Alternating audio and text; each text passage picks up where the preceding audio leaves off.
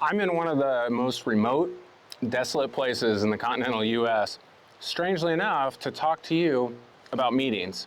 Specifically, how and why we should use solitude as an important part of our meetings.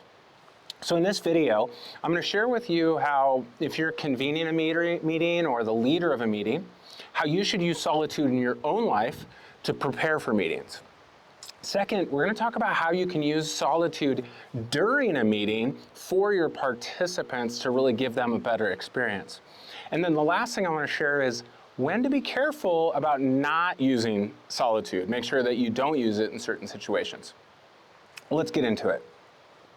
So as I mentioned, I am in one of the most remote, desolate places in the continental US. And a lot of people don't realize this, but southeastern Oregon, near the Nevada and Idaho borders, is one of the most remote places in the continental US. In fact, when I gassed up, they said, hey, be careful, because it's either 120 or 200 miles to the next gas station.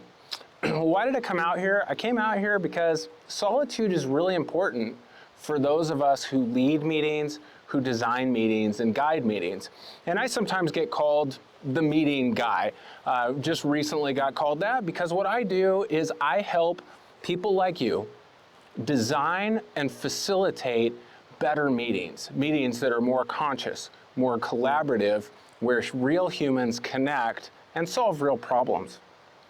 I'm a certified XCHANGE guide, and what that means is we create deep human connection at speed and scale. And I want to talk with you today about the importance of solitude for your practice of leading meetings and how you can use it really effectively for yourself and in the meetings that you lead.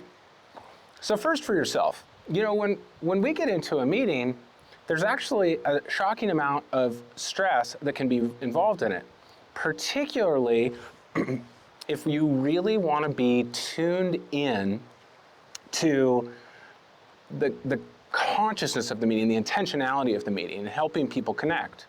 Where most people spend their time focused in a meeting is on logistics, the mechanics, how the chairs are laid out, when lunch is going to be, and not enough time on how humans are going to connect. But to do that, you actually want to spend some pretty intentional time doing internal work to make sure that you're as whole, as healthy, and as present as you can be during a meeting. And you're never going to get there if you're constantly surrounded by people, stimulus, and input. If you find your weeks filled with going from meeting to meeting, and in the downtimes, jumping on your phone, going straight from this source of entertainment to this source of stress or anxiety, well, it's going to be tough to be fully conscious and present and lead meetings as effectively as you could.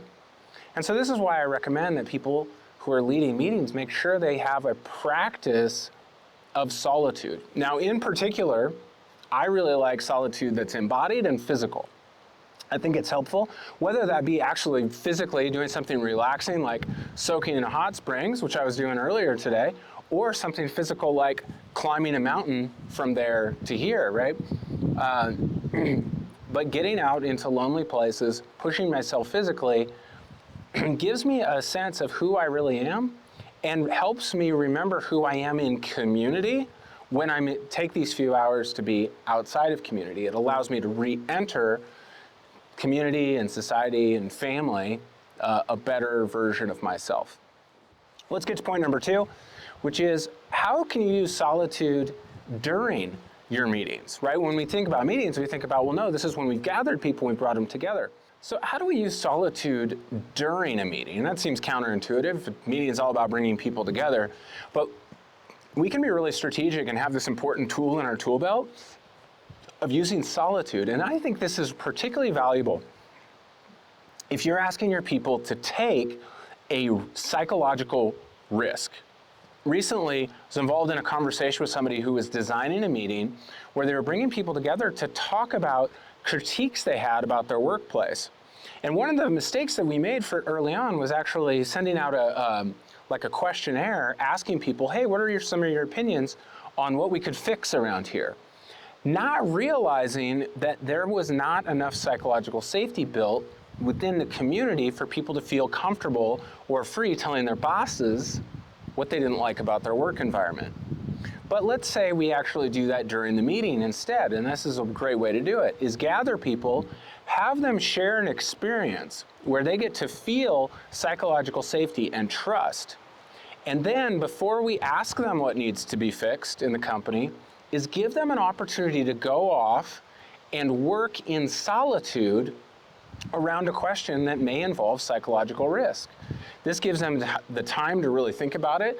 It allows them to work through maybe their initial reaction, which might not be as polished or filtered as would be beneficial for the group.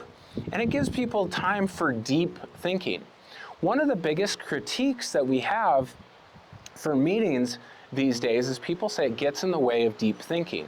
We can actually design times of deep thinking into our agenda by going anywhere from 5 minutes to an hour or more, where people actually get a chance to go out and work in solitude. So solitude doesn't just have to be way out in the wilderness.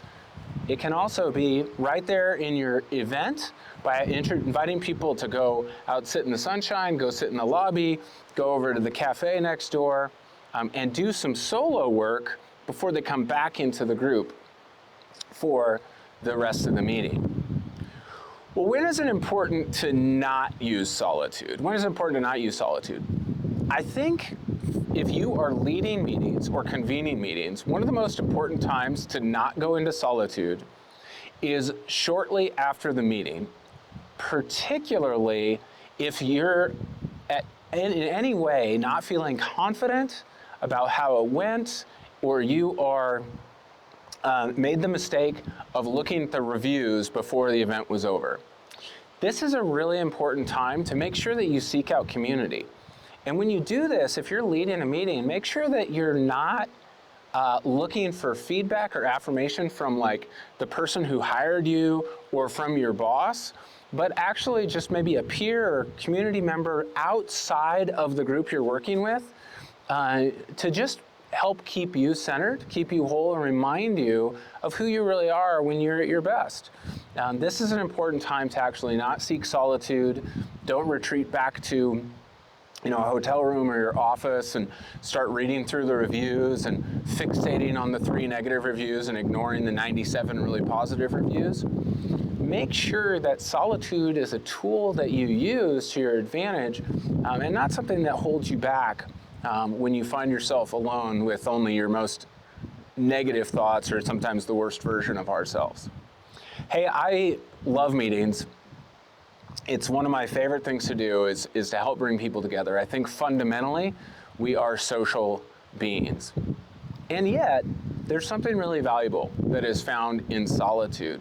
And as people who create meetings, design meetings, gather meetings, make sure that you are introducing solitude into your personal life and practice, and consider how you might use solo work, individual work, or solitude in your next meeting, gathering, or event.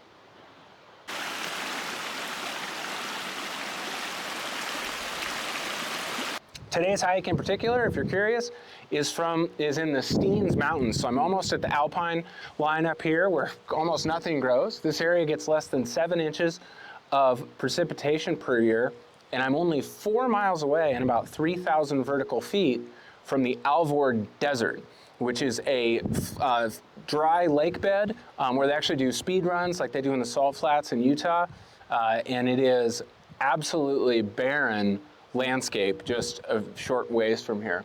These cliff edges, though, are filled with wildlife. I haven't seen any bighorn sheep today, but who knows? Maybe I'll see them on the hike out.